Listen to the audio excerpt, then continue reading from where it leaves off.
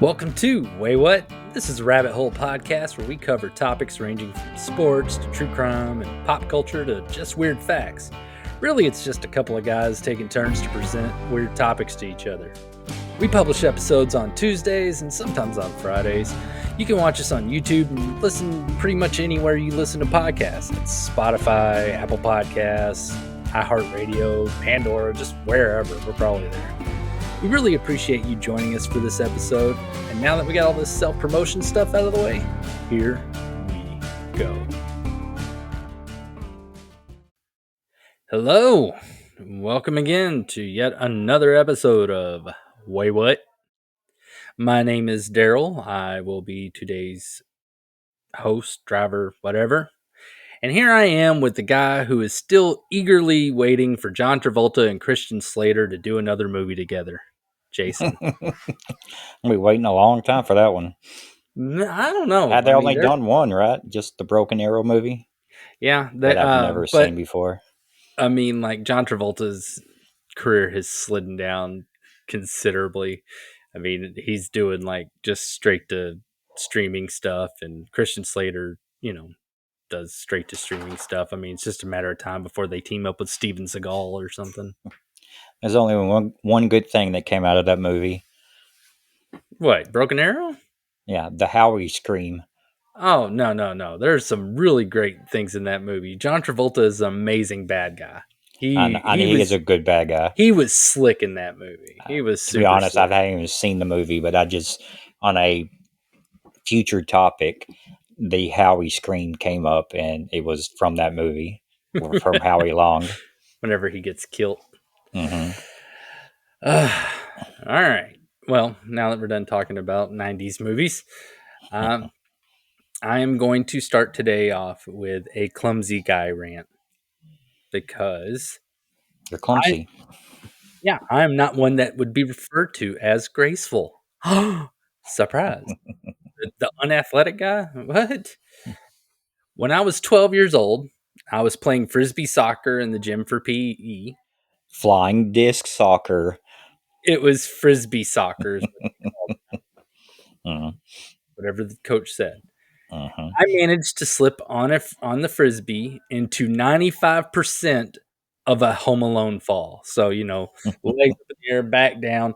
But it was only 90. Machine, yeah. Yeah. 5% that didn't go up was my other leg. And since it decided, I remember that. I landed on it and fractured it. Hooray. I remember that. Yeah. Being 12 years old, my top priority at the time was to be cool. Slipping on a frisbee at school and ending up in crutches did not help achieve that goal. Crutches are terrible. No, they sucked. I mean, only time it made me popular was at lunchtime whenever I'd get to leave early. And then if I picked the wrong person, they would just go early with me, but then not help me. Jackasses. Never mind. I'm not going to go in on that. Back then it was embarrassing, but my mushy child brain would have exploded if it had to deal with the embarrassment of being a clumsy adult. And it's not because, I'm not cool looking. It's worse because it's hard to appear as a functional adult when you can't do something as simple as, I don't know, walk down a damn sidewalk or sit in a chair. Mm-hmm. Get up from a chair. Imagine this. 38-year-old Darrell. He's a father. He's the head of a department at a software company. He's a guy that managed to sit in a chair in a way that made one of his legs fall asleep. He's a guy that thought he could stand up on a numb leg. This was at work, and I don't even think that I had to get up at the time. At least not that I can remember, because the only part that stands out to me is falling on my ass in front of everyone in the office. Yeah. What makes it worse? Your authority. Yeah.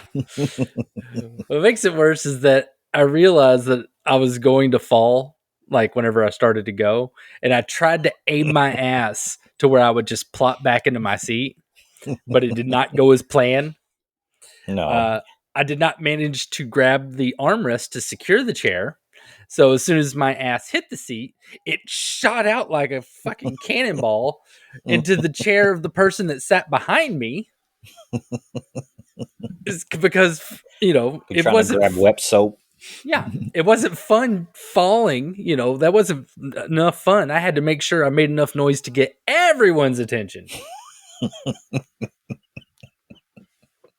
On the plus side, most people managed to ask if I was okay before they started to laugh at me. You got to check first. You got to make sure you're still stifling that laugh. Are you okay? I'm fairly certain my friend John laughed first, though. I don't know. We'll see. I'm Oh, sure I'm just he'll getting the tell me. visual. Oh, man. On the plus That's side, that good. one had an explanation. My leg was asleep, and I'm stupid. Uh, you know, That's good stuff. yeah, it's a lot worse whenever you just forget how to walk. The thing I've been doing since I was 1. Mm-hmm. So let's fast forward about 4 or 5 years later, and I need to pick up my kid from school. I do as one does and exit the front door and begin walking from the front door to my truck that is parked on the street. There was a step on our walkway. It wasn't a 5 foot tall, you know, drop or nothing. It was just a normal, step down on a sidewalk. Mm-hmm. As I traversed the very normal size step, rather than my foot landing heel first, I did the opposite and stepped with the tip of my toe like a ballerina. Which you Unlike are a not. yo Although you no, I look am. great in a tutu. Oh, gross. So, being that I'm not a ballerina, I fell face first towards the sidewalk. Now, fortunately, I was able to put my hands up to catch me on the fall, but unfortunately, one of those hands had my phone in it. Mm. Yeah, I crashed in the ground, shattered the screen of my phone. And was I lucky enough to do this without an audience? Of course not. Our neighbors were having yard work done. They were doing some stone stuff in their front yard. So there was a group of, grown men that are capable of walking on 2 feet that saw me crash down and holding my skin knee like I was a 5-year-old. It's not fun. Man. All right. So why am I talking about this? It's because I should not be trusted with important items. I do not want to be trusted with important items. I accept that about me, and I attempt to make choices that, to prevent me messing anything up or having any casualties in my fall, dragging somebody down with me. You Right. know, the You're on only thing, nobody's list to carry out a wedding cake. yeah. And so far, I've been doing pretty well. My clumsiness has only had, 3 victims: me, my phone, and that my dog's tail that one time. But I don't want to talk about that. You know who doesn't think that way? The US government. You know what items they're in charge of that they need to be careful with? Your Nuclear postal. weapons. Oh, well. I was going to Not say postal mail. workers. No, nuclear weapons. Oh, yeah. Yeah. They got those So in hand, too. let's talk about some crazy stuff that's happened with nuclear weapons on American soil. All right. Yeah, it's gonna be a fun one. Sorry, it's not about mail, Jason, but that's your department. Is that a pun? No, how's that a pun? There's Mail lots of department? departments. The word. You're too sensitive. No. Well, as I alluded to earlier with my clever introduction of Jason, Mm-hmm. um, the term broken arrow. Do you know what a broken arrow is? Besides the movie with Christian Slater, a really cool villain, John Travolta, and a very bad acting Howie Long? Yeah, I'm going to guess nuclear code being broke. No, not exactly. Close. I mean, it does involve nuclear weapons. It is what the government calls an unexpected event involving nuclear weapons that result in accidental launching, firing, detonating, theft, or loss of the weapon. Oh, So, now that's a loss of a weapon. That's a pretty big deal. yeah. So essentially, it is a nuclear weapon that is not where it is supposed to be, whether it is lost, stolen, or, we accidentally blew it up. Yeah, they put out an Amber Alert or something. Since 1950, there are 32 known broken arrow incidents. And I say known because I'm surprised that the public is aware of 32 of them. I'm Yeah, surprised that that's I out. don't think they want that information getting out. And by Yeah. the way, we lost our nuke, but we found it, so everything's okay. Everything's okay. But that's the 32 they admitted to. So 32 times that they've admitted to. Now, I might be okay if there was just one time that this happened. But in my humble opinion, any more than one is a bit crazy. Yeah, It's too much.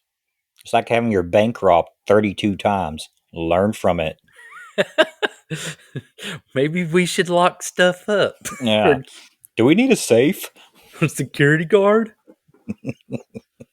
Now, as much as I would love to go over all 32 of these, because, they're all insane in their own way, I don't want to be here all day, and it's already going to be a longer episode, so I'm limiting myself to the ones that have happened here in the States. Unfortunately, that's still too many. Oh, man. So instead, I'm going to focus on the ones that resulted in an explosion, had a potential explosion that, or, just in general could have been disastrous, really bad. A potential explosion? Aren't all bombs potential explosions? Well, I mean, you'll see. I don't mean like a Okay. bomb sitting there potentially exploding. That's, I mean hurling through the sky and crashing into Oh, things, get potential intercepted. Okay. explosion. Gotcha. Now, I mean, fortunately, there, a lot of these, they were smart enough not to have the little nuclear piece that, makes things go crazy in there, but they were still pretty jacked up. Enough All to do some right. harm. Oh, yeah. All right. So we'll start with the time that the Air Force dropped a nuke on a cow. Wow. Man, I must have been hungry. May 22nd, 1957. A hydrogen bomb was being transported from Biggs Air Force Base in Texas to the Kirtland Air Force Base in New Mexico. Okay. They were approaching their destination, so Kirtland, Air Force Base, and they were already down to like 1,700 feet. So they're Pretty not low. very high in there. Yeah, it's They're pretty pretty dang low. low. Yeah. When all of a sudden the bomb falls out of the plane. But not the way that you would think, like bed down the hatches, bombs away. No. It fell down inside of the plane and it knocked the bomb bay doors open. It went plummeting to the ground. Now, the bomb did have a parachute to slow the fall, because you generally want that so it doesn't blow up while you're trying to fly away from where you're blowing up. But at Yeah. that low of an altitude, it made no difference. By the time that thing deployed, it was already almost on the ground. Fortunately, the nuclear capsule was not inserted in the bomb. So instead of a nuclear explosion, it was just a really, really big explosion. It's a little oopsie. Yeah, well, I mean, go on. I was just gonna say it could have been a bigger oopsie that just Yeah, was still a could have much been a smaller whoopsie. oopsie. Yeah. Yeah. Now, to be safe, they did check for radioactivity and they did not find anything dangerous, normal levels. According to one source I found, there was no one injured, but one cow that was grazing near the blast was killed. Now, personally, I would like to think that it was two Soviet spies disguised as a cow, and this was a successful mission to eliminate the threat. Mm. Where did it fall again? Where did it land at? In New Mexico. Just not a city, just somewhere in New Mexico. No, just in an empty field out, in New Mexico, on its way to Kirtland Air Force Base. Damn. All right, we'll go to the next one. Poor February cow. 5th. Yeah, poor cow. You know, Poor cow. this is thoughts and prayers to the cow and its family. Tasted good, but poor cow. February 5th, 1958. A B 47 carrying a 7,600-pound nuclear bomb took off from Homestead Air Force Base in Florida. They were doing a night combat simulation mission, so combat practice. Around 2 a.m., an F 86 fighter collided with the bomb toting B 47. Oops. Again. Yeah. The F 86 began going down, and the pilot successfully ejected before the plane crashed, so good for him. The B 47 was damaged, but the pilot was able to regain control and was able to keep the plane in the air. So the big plane was able to kind of stay in the air. However, they were not quite out of danger, and the crew of the B 47 requested permission to reduce the weight of the plane by dropping the 7,600-pound bomb. Pick anything else. Nope, permission was granted. Oh, man.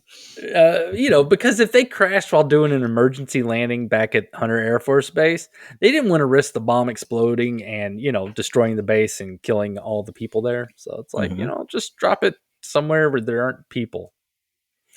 They dropped the bomb while at 7,200 feet, and there was no explosion. So unlike last one, there was no explosion. The bomb did not detonate, and they safely landed the plane. Well, crisis averted.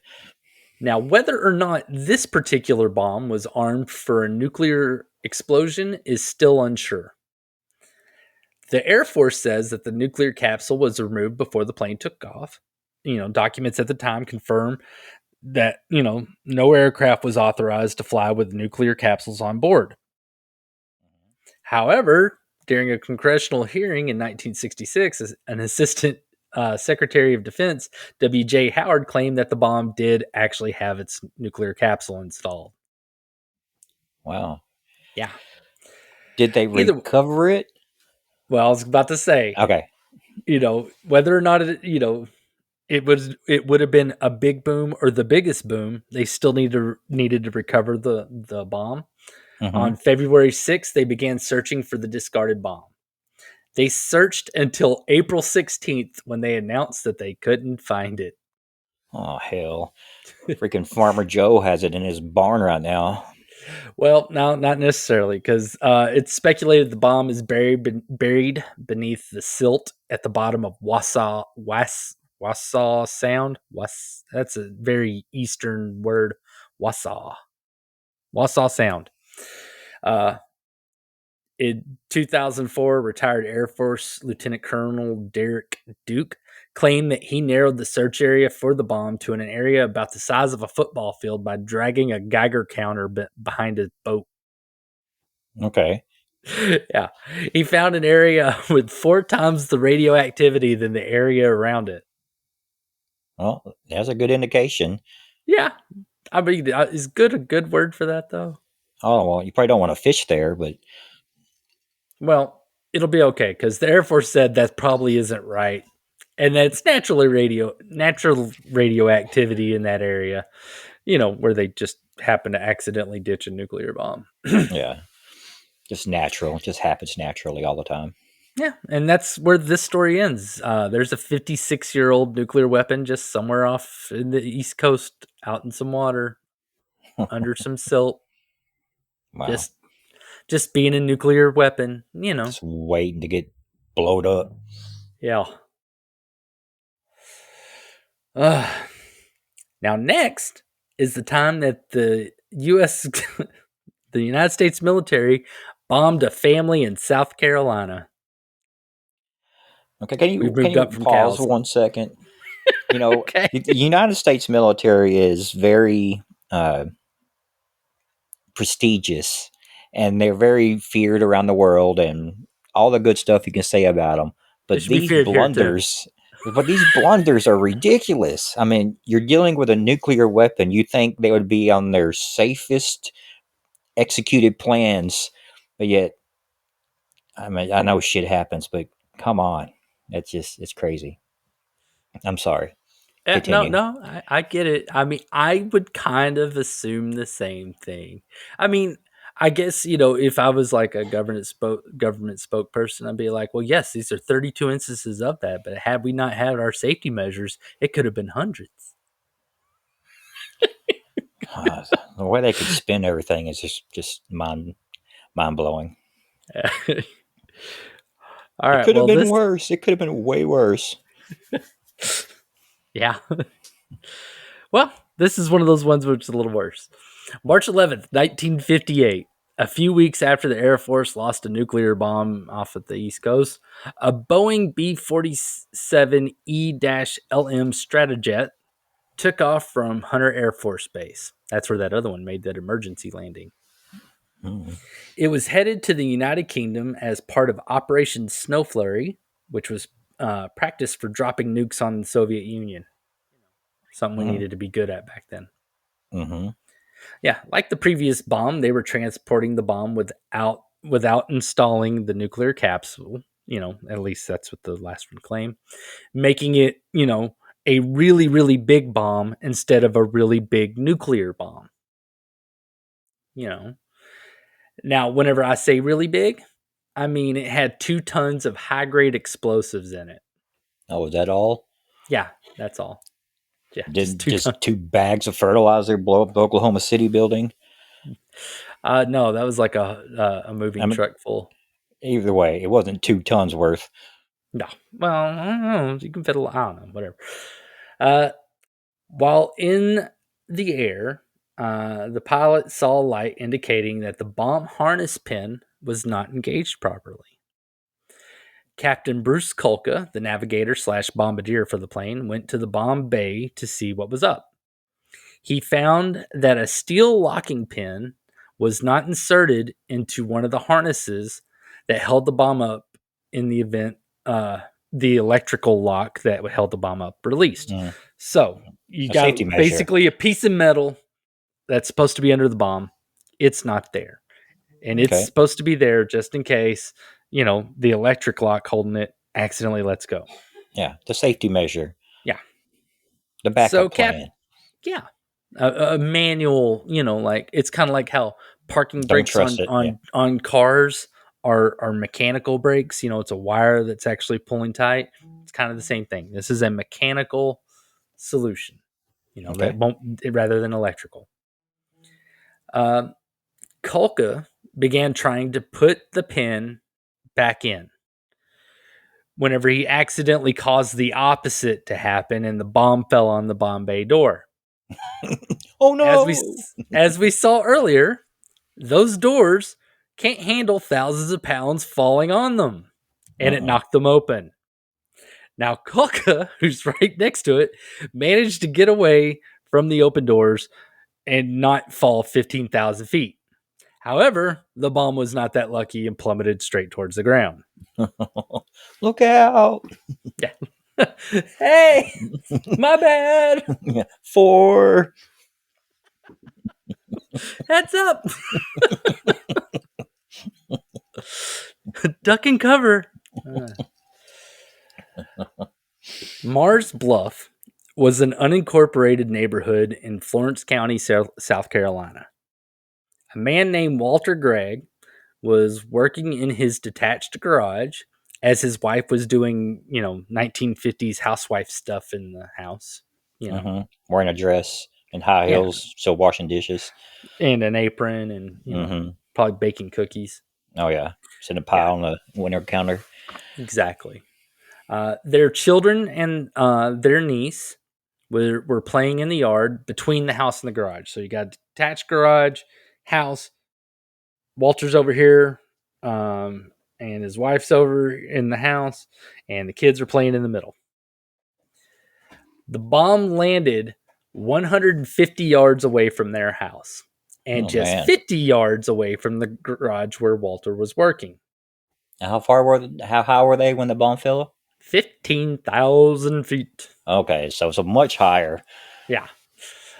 Walter said he saw the plane fly over, and 5 seconds later, the explosion hit and it blew the side and roof off of the garage and the house as well. So the sides facing the explosion plus the roof, gone. He looked and saw that the kids were not dead and that his wife was alive. So he's like, whew. And Walter, in classic 1950s Giga Chad fashion, said that he felt really lucky for him and his family. It is fortunate that everyone survived, but I would dare not refer to myself as lucky. No. Your country's military just happened to bomb your house. Out of everyone, I would not consider myself lucky. Well, I mean, they are lucky that they live, but Yes. Wow. although no one died. You can keep going. You can ask your question. I'm I'm about going to to wait till answer you it. finish. Make sure you're about to get to it, probably. All right. Although no one died, there were injuries. Walter had a deep cut on his arm. His wife had a cut on her head. And anybody out there is like, why don't you call his wife by his name? The reporting of things back then were always like Mrs. Walter Gregg. So don't get mad at me. Get mad at 1950s reporters. We've moved on from that now. Grow up. Mm-hmm. Their kids had superficial injuries. Their niece got it the worst. She actually had internal bleeding and had to have surgery. Dang. Being that she is the worst injured and the one that did not live at that house with them, I'd argue that she was the jinx that drew that bad luck to them. Yeah. Okay. I could buy into that.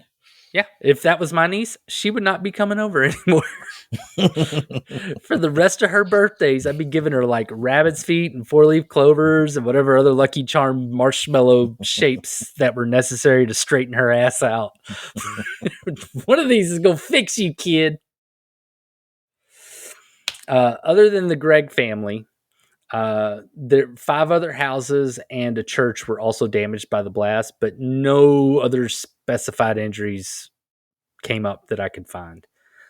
They used nice vague words like several injuries, but was the injuries of the family all of those several injuries, or were there like some people in town that were some? Who knows? They wouldn't say.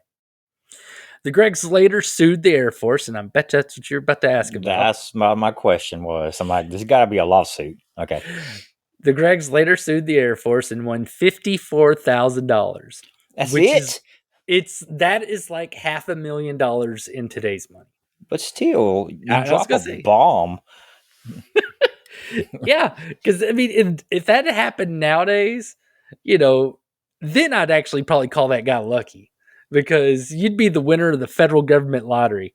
They drop a bomb in your house. Here, have $100 million so you won't tweet about this. Not the hell with that. They'd be moving into the White House. I don't need a house. I got to live in this room right here. I'm good to go. I'd be like, you know how you cut those like billions of dollar checks for foreign countries? Mm-hmm. I want one of those checks made payable to me. Add me to the mailing list. You can go ahead and just sign that over here. I'll be in Vegas. Man, that's still not a lot of money. That's crazy. Did they offer that to them, or you said they were sued and then they settled, or is that what they? It didn't say if it was settled. It just said that they sued and that's what they got. I don't know if it was what they were awarded. I mean, if you want to really be depressed about this, I don't know if 50's lawyer rates were the same, but if they took 1/3 of that, then it's even less. Oh man, yeah, that's crazy. Yeah, the flight crew that from the ones that accidentally dropped that, they were transferred overseas. I don't know if that was a punishment or not. It didn't say if they were transferred to like some Arctic base or like Fiji. The crew, in another sign of the times, wrote an apology letter to the Greggs. Dear civilians, oops. Yeah. My bad. You know that bomb that fell in y'all's front yard? I'm sorry Dear about that. Mr. Greg, I'm sorry for dropping 2 tons of explosives on your ass. I hope you're doing well. Did you watch the newest episode of Leave It to Beaver? Oh, no, you can't. I blew up your TV. You know. Well, as for the government, they decided to use explosive lemons to make, explosive lemonade and took the opportunity to show the country how safe they were with nuclear weapons, since their precautions with that bomb did prevent, this accidental explosion from being an accidental nuclear explosion. Oh, we messed up, but look also how good we are. I mean, hey, we could have turned this area into a radioactive wasteland instead of just a regular wasteland. Yeah, y'all are lucky. Y'all are lucky Yeah. we are in charge. Yeah. However, in a absolute dick move, they confiscated all the pieces of the bomb that the local children found and tried to take as souvenirs. Well, I could probably see that. And they might have radioactive shit on it. I guess, but I mean, still, it's just, hook them up with something and be like, all right, Yeah, kid, here's a bullet. true. I agree with that. If you catch a baseball Hey, bat in a game, they're going to want it back, but they're going to give you them something else. you stay here. I'm gonna go check a grenade over there. You can get whatever pieces of that you want Yeah, after it blows up. yeah, gotta give them something. You Can't have just take fun, it away from them. kids. They already blew the roof off their house. Yeah, there are so many of these. I've only gone. Well, I've gone over 3 so far, and like I said, there's 32 technically. This is going to be the last one. If people out there want to learn more about like broken arrows, let us know on Facebook, Twitter, or comments or whatever, and I'll unsettle us some more with nuclear weapon whoopsies. But in the meantime, I'm going to jump onto this last one. I like it. I don't All like right. that they made great mistakes, but I like the story. You like knowing about it. Yeah. All right. Just after midnight, January 24th, 1961. Once A again, what's boat. his time frame? What? It's all been in the 50s and 50s and 60s. 60s. I know. What's going Yeah. on? We were a That's little supposed to be new the in the greatest nuclear age, generation. man. I mean, I'll tell you now, most of the other incidents is mainly one, they happen over foreign soil, and two, it's mostly, like, hey, where'd it go? I set it down over there. Yeah. January 24th, 1961, a Boeing B-52 Stratofortress was carrying 2 3.8 megaton nuclear bombs. Now, while over Goldsboro, North Carolina, so glad I don't live in a Carolina. This is the second Carolina in a row. Mm-hmm. The plane began breaking apart in the air. Oops. Now, I would say something about this being a Boeing plane that just fell apart in the air, but the folks that do that keep ending up dead, so I'm not going to do that. Mm-mm. Yeah. Were you about to say something before I talked No. over you? Mm-mm. Okay. All right. Well, after a worsening fuel leak, the plane diverted for an emergency landing, because plane's falling apart. Good reason to But make an emergency landing. yeah, over at Seymour Johnson Air Force Base. But on the way, they lost a wing. And so the plane went out of control. Yeah, kind of hard to control with a plane with one wing. Yeah. The pilot ordered an ejection. Five of the crew successfully ejected. 1 died on landing. Sucks. And 2 were not able to eject and died in the crash. So You mean this is the eject? They're first. all in separate plane or separate seats, and It's they're a able to eject. Stratofortress. This thing's huge. Okay, I've never A seen it. It was like a flying big fortress. bubble or something. It's a Okay, big giant bomb thing. Yeah. So you got all these different compartments and areas. It's giant. I'm just envisioning people jumping out of the side of the airplane. No, Uh, with parachutes. yeah. No, this had ejection spots. The problem is it's really big, and you got like these little gunner pods and all that in them. I can't say for sure. I was not military. I just flew it on a video game a few times. I ain't gonna lie. So yeah, unlike any of the other ones, this one actually had human casualties, so that kind of sucks. Mm-hmm. So as the plane fell to pieces, the 2 bombs fell from the plane.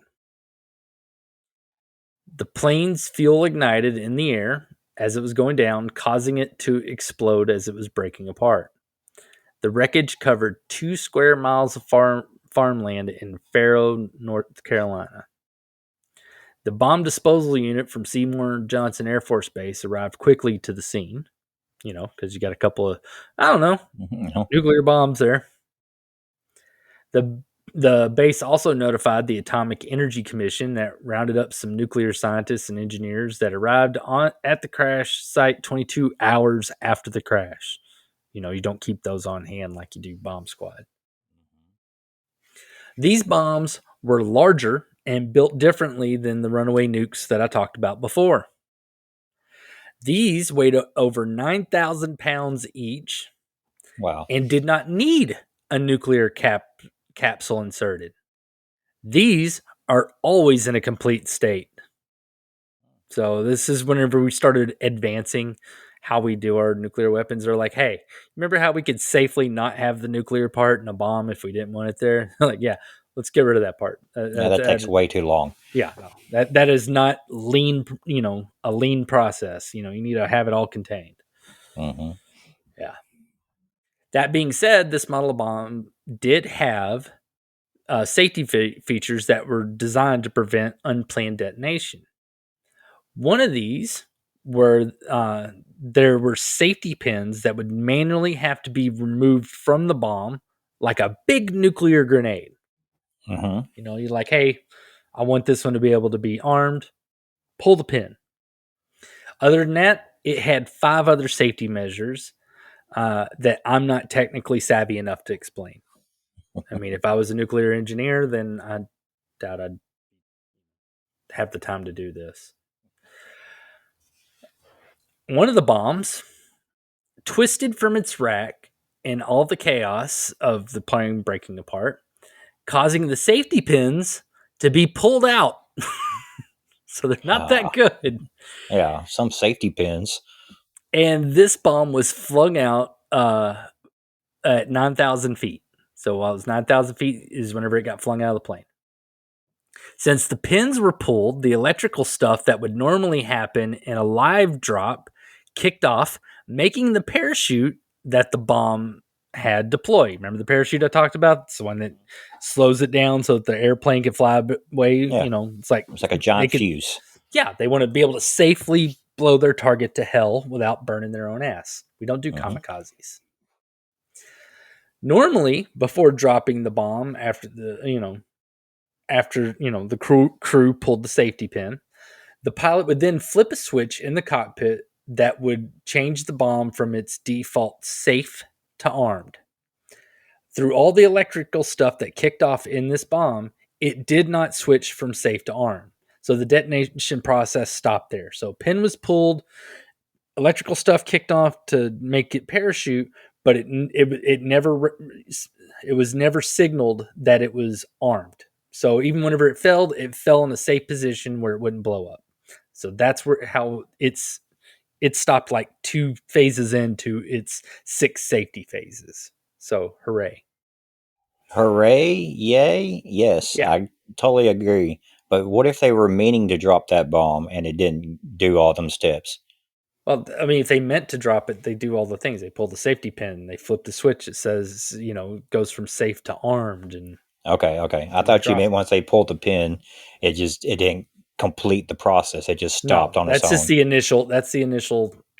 We're live. Got a live bomb here. You, Mr. Pilot, you can arm this whenever you feel like it. When this bomb was found, it was nose first and upright in the ground. It's pretty funny looking. It's exactly what you think. Big bomb sticking in the ground, Joe straight Dirt. up and down. Yeah. Yes, exactly. Let's shoot some. What was it? God, what do they shoot at? Roman candles. Let's put it in a big bucket of gasoline. It received what they referred to as negligible damage, and was able to be moved to an Air Force base. There they disassembled it, because nobody wants to keep a bomb that's been, rattled around after, falling 9,000 Mm-mm. feet. Mm-mm. Bury it Uh, in the desert. yeah.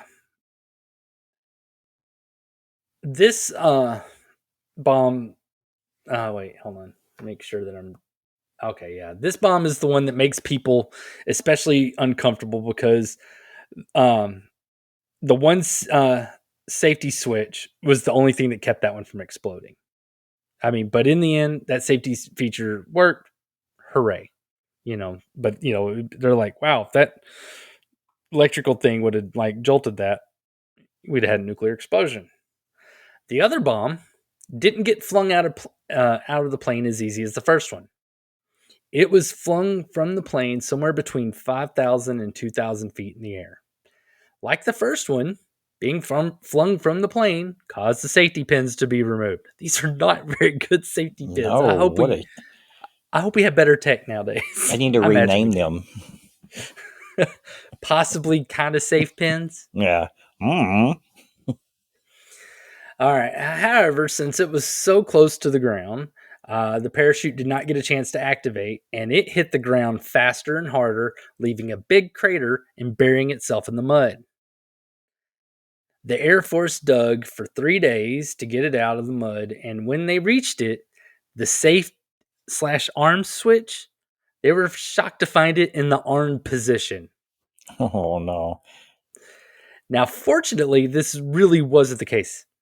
It wasn't actually armed. With it being an electrical switch, it being armed would mean the electrical contacts would be unblocked, allowing a current. The Mm-hmm. electrical circuit was never completed. It was the impact that caused the switch to kind of, move to the arm position, but it didn't actually move. It was more of just being jarred. So it never triggered the actual electric part where it break, kind of like when you hit a light switch, you turn it off, you're breaking the contact on the circuit. You turn it Yeah. on, you're creating the circuit. That never actually happened. This bomb broke into pieces on impact. It took 6 days of digging for them to recover the primary part of the bomb that contained the nuclear material needed for the fission reaction. Damn. Yeah. Now, Well, after go on. I was just gonna say, why did it take so long to dig? Is it because of what they were digging, Get or to it. what they were digging in? Okay. Of what they were digging in. After digging down 42 feet, they still hadn't recovered the secondary part of the bomb that contained the material for the fusion reaction part, and they've never been able to locate it. They determined that it would be about 180 feet in the ground, and they just gave it up as buried. The location itself is not a place where digging deep is a viable option. They were dealing with a high water table, which means they're dealing with lots of mud. It's all like mud and dirt sort of things. It's not a place where they could drill. It's not like rock or nothing. It's not where you can like build a mine, dig holes, and put stuff up because it's just big mud slop. So it kind of makes sense that they're just like, you know what? We'll just let the mud have that piece of Yeah. the The nuclear horse, part. or that bomb's down there with that horse from Neverending Story. Yeah. His name's Artax. Yeah. R2. Artax. Artreyu. No, Atreyu was the boy. Artax is the Yeah. Okay. Yeah. God, you I heartless cried so son of a much as bitch. a little boy watching that movie. So we can feel safe knowing that in North Carolina you got a chunk of a nuclear weapon buried under about 200, almost 200 feet of mud. Should be enough to Of course, with it being high water table, I don't know how I'd feel about it being next to groundwater. That's Yeah, kind it of could just be bad. mixing it all up. Nuclear weapons and groundwater. Yeah, that's kind of bad. Yeah, we'll That's see not what good. happens. Yeah, we'll just play it by ear. Those three-eyed fish like the Simpsons. Yeah. Blinky. Wow, I got through this a lot faster than I thought I would. Is there anything that you wanted to ask that I talked over you on since I've been gabbing this whole time? No, I've been listening. It's been a pretty riveting stories. It's And I guess this was infuriating. I mean, I know most of them seem like they're kind of accidents, but you're carrying a nuclear weapon that weighs 9,000 pounds. That's find the best, safest way to do it. There should be no accidents when it comes to that. None. Well, I mean, neither one of us are military people, so if there's any No. military people that listen, you feel free to like school us in the, what little we understand and know about nuclear weapons. Of course, don't do anything that's classified. I do not want a cavity search from my local FBI agent. Just from the Customs Patrol agent. Don't want it from them either. I don't want cavity searches. I'm sensitive. All right. Well, I think that's going to do it for this one. I feel better about my clumsiness now since none of the times I tripped had the potential of killing millions.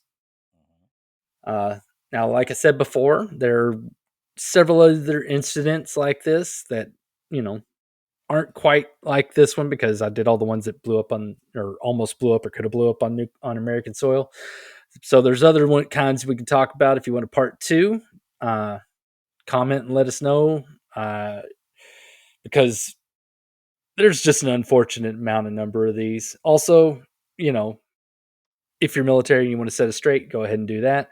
Or if you want to tell us about a time that you were, clumsy enough that where you almost destroyed like a large area, killed millions, if you did something, it's like, yeah, I accidentally, I walked in the outdoor and, all hell broke loose, Well, us being servers, we had the chance to spill food all the time. So anybody got any of those stories, that'd be nice to hear too. What, when they drop food? Like a whole person's tray of food. I mean, you got to go back and recook it all and redo it. Yeah, but that didn't kill nobody. I want severe injuries. Oh. I want, if you slipped on a banana peel and accidentally knocked an old lady down a flight of stairs on her wheelchair, I want to know. I mean, what's she doing in a stairwell in a wheelchair? I don't know. Old people on stairs are crazy. I mean, there was that time I was really drunk in Vegas and I saw this old couple fall down on an escalator that was going up and they just kept falling in place over and over. And I was too drunk to help. I'm just like, oh God, if I go over there, I'm just going to start falling with them. No, so you just sat down and watched. It's just, I had a cigarette. You couldn't smoke there. Anyway. It was just too funny to stop at the moment. I did not think it was funny. I was horrified. And and there was some dude that was already trying to help him. It was one of the things. I'm just going to get in the way. I mean, that day, I think I had like 16 mimosas. I was at an all you can drink brunch. It was so good. And it was all you can drink. Yeah. And it was right across from where Pete Rose always was. God rest his soul. So sad. We lost Pete Rose. Yeah. Well, what's sad about it is now they're probably putting him in the Hall of Fame. Hall of Fame. I mean, I always understood them not putting him in the Hall of Fame as manager, but as a player, it was like a no-brainer. They should have just got over it. None of his shady shit was done while he was playing. No, if they let some of these other people in. Yeah. Yeah. Another topic, another day. Yeah. Way off. All right. So join us next time, unless the government accidentally blows us up or triggers a nuclear war by someone sneezing on a nuke. And if we're still here, Jason will tell us about some things that'll make us say, wait, what?